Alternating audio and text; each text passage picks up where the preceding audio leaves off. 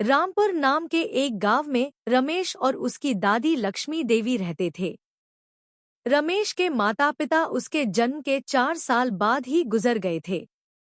उसके बाद रमेश अपनी दादी लक्ष्मी देवी की देखभाल में ही बड़ा हुआ।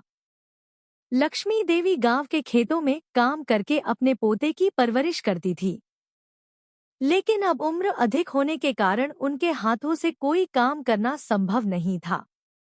इसलिए पोता रमेश ही काम करके घर चलाता था। गांव में गर्मी का मौसम बहुत तेज था, इसलिए खेतों में काम कम मिल रहा था। इसी कारण रमेश को गांव में मजदूरी नहीं मिल पा रही थी और उन्हें पैसों की परेशानी का सामना करना पड़ रहा था। अगर मैं ऐसे ही सोचता बैठा रहा तो पैसों की समस्या और बढ़ जाएगी। मैं जंगल में जाकर सूखी लकड़ियां इकट्ठा करके बाजार में बेचूंगा। इससे कम से कम थोड़ा पैसा कमाकर हम अपना जीवन चला सकते हैं। अज्जी अपने पोते की इस बात से सहमत हो गई।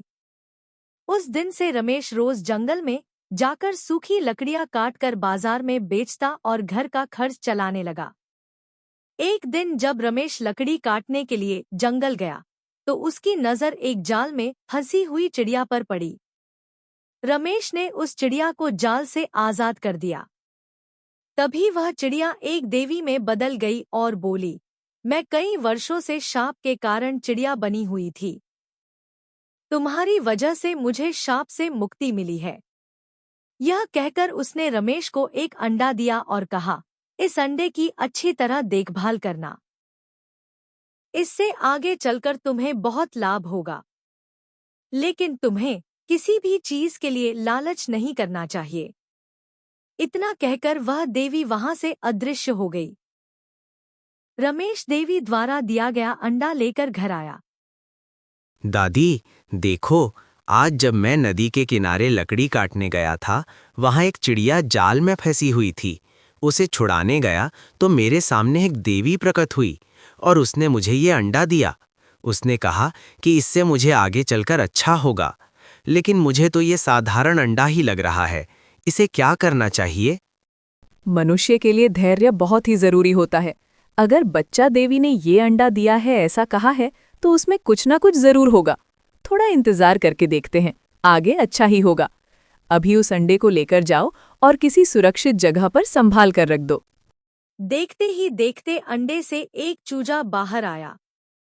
रमेश और दादी ने हिम्मत नहीं हारी और उसकी अच्छी तरह देखभाल की।